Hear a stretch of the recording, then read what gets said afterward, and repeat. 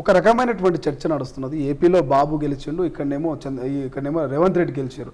So వీరిద్దరికి సంబంధించినటువంటి రాష్ట్రాల మధ్య కావచ్చు, వ్యక్తుల మధ్య ఎటువంటి సంబంధం ఉండబోతుంది అనేది ఒక రకమైన చర్చ నడుస్తున్నది. సో దీని మీద దయాకర్ కామెంట్ చేస్తారు. రెండు రాష్ట్రాలు మంచి వాతావరణంలో అభివృద్ధి చెందడానికి అవకాశం ఉంది. కాబట్టి గతంలో సరే అఫ్కోర్స్ కేసీఆర్ గారు, జగన్ గారు కూడా మంచిగానే ఉన్నారు. ఒక దశలో కేసీఆర్ గారు, చంద్రబాబు నాయుడు గారు కూడా మంచిగానే ఉన్నారు. బట్ ఇప్పుడు నాకు తెలిసి ఆంధ్ర తెలంగాణ సమస్యలు ఇక రావు. ప్రజలంతా మేము అందరం ఒకటే అనే విధంగా ఉంటారు. ఇప్పుడు హైదరాబాద్, విజయవాడ కూడా అక్క చెల్లెళ్ళు అవుతారు ఇక. ఎందుకంటే ఆ పరిస్థితి రాజకీయ కక్షపూరిత వాతావరణం ఉండదు. ఓకే, ఒక ప్రిడిక్షన్ ఏముండే అంటే ఒకవేళ జగన్ గారు వస్తే మళ్ళీ ఎట్లా ఉంటుందో అనేటట్టు కూడా ఉండే. ఓకే, ఎందుకంటే మన షర్మిల గారు మా పార్టీ అధ్యక్షురాలు అయ్యిండ్రు, నన్ను ఓడగొట్టడానికి ఏదైనా ప్రయత్నం చేసిండని ఏమన్నా అట్లా వ్యతిరేకతతో ఉంటాడేమో అనే ఆలోచనతో ఉండే. బట్ జగన్ గారు కూడా పెద్దగా ఏం పోయినసారి కూడా ఆంధ్ర తెలంగాణ పంచాయతీలకు ఏం చేయలేదు. రాయలసీమ ఎత్తిపోతలు ఒకటి, మన దీని పేరు నాగార్జున సాగర్ మీదకి ఎలక్షన్ల రోజు టీఆర్ఎస్ కొరకు పోలీసులను పంపించడం అదొకటి చేసింది తప్పితే పెద్దగా ప్రజలు చాలా సంతృప్తిగా, సంతోషంగా తెలంగాణ ఉద్యమంలో మేము కోరుకున్నట్టుగా రెండు రాష్ట్రాల ప్రజలుగా అది రాష్ట్రాలుగా విడిపోయి ప్రజలుగా కలిసి ఉండాలనే సూత్రాన్ని ప్రజలు 100% పాటిస్తున్నారు. కాబట్టి నాయకులు ఎన్ని కుట్రలు చేసినా ఏం కాదు. సో ఇప్పుడు ఇంకా చంద్రబాబు గారు వచ్చింది కాబట్టి గతంలో మా యూపీఏ భాగస్వామ్య పక్షమే. సో పోయినసారి ఓడిపోయింది కాబట్టి అటు తర్వాత మోడీ గారి వైపు పోయినప్పటికి కూడా సాఫ్ట్ కార్నరే ఉంటుంది. ఎందుకంటే కాంగ్రెస్ అలయన్స్గా కూడా ఉన్నాడు. సో ఇప్పుడు ఇంకా రెండు రాష్ట్రాల మధ్యన మంచి వాతావరణం అయితే తొందరలోనే వస్తుంది. కానీ పదే పదే బాబు గారు, రేవంత్ రెడ్డి గారు ఇద్దరు కూడా గురు శిష్యులు అనేటువంటిది తీసుకొచ్చారు. దాన్ని రేవంత్ రెడ్డి గారు ఎక్కడికక్కడ వ్యతిరేకించే ప్రయత్నం చేశారు. ఎక్కడ కూడా మా గురువు అని చెప్పి నేను చెప్పలేదని కూడా. సో ఈ పాయింట్ ఆఫ్లో ఏమైనా ప్రతిపక్షాలు క్యాచ్ చేసుకునే అవకాశం ఉందా?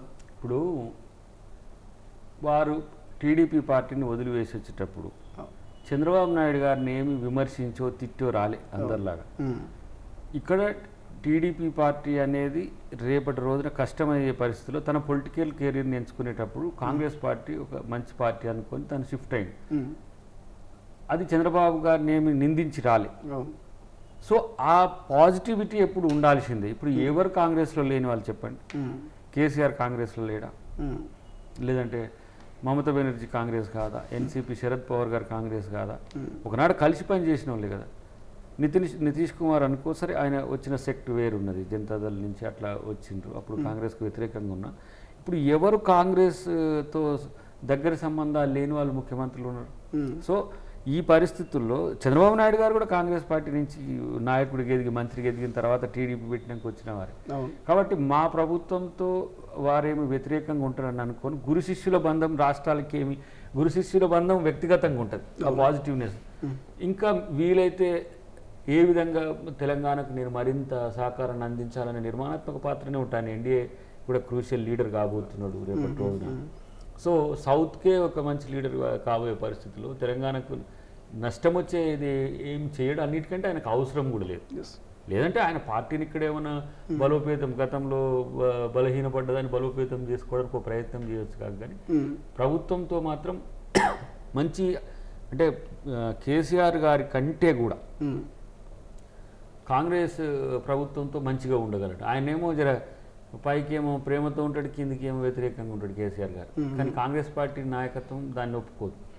మన విపక్షమైనా మన ప్రత్యర్థి పక్షమైనా సరే ప్రభుత్వాలలో పెద్దల్ని అది గౌరవించే సంస్కృతి ఉంది. దట్టు రాహుల్ గాంధీ గారు, చంద్రబాబు నాయుడు గారి మధ్యన కూడా ఒక మంచి వాతావరణం ఉంది. కాబట్టి అది రేవంత్ రెడ్డి గారికి కూడా మంచిగానే ఉపయోగపడుతుంది. బట్ ప్రభుత్వాలుగా రెండు ప్రజల కోసం పనిచేసే క్రమంలో రెండు రాష్ట్రాల ప్రజల యొక్క హక్కుల సాధన కోసం కలిసి పనిచేసే పరిస్థితి భవిష్యత్తులో ఉంటుంది. కలిసి పనిచేసి అంటే ఆ ప్రభుత్వం, కేంద్ర ప్రభుత్వం మీద ఇప్పుడు తెలంగాణకు రావాల్సిన వాటా ఉన్నది. తెలంగాణకు ఇప్పుడు ఏది మనం విభజన చట్టంలో ఇచ్చిన హామీలు ఉన్నాయి, కలిసి కొట్లాడవచ్చు.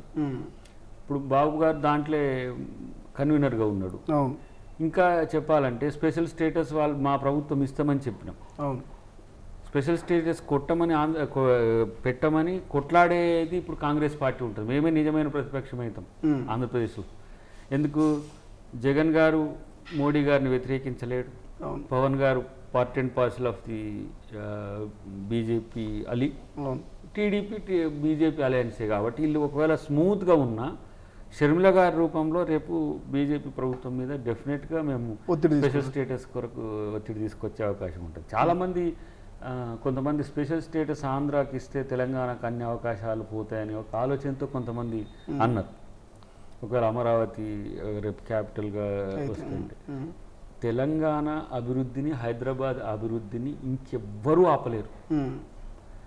అది వాళ్ళు సరైన గాడిలో బండిని పెట్టలేరు. కేసీఆర్ గారు ప్రయారిటీస్లో మిస్ అయింది.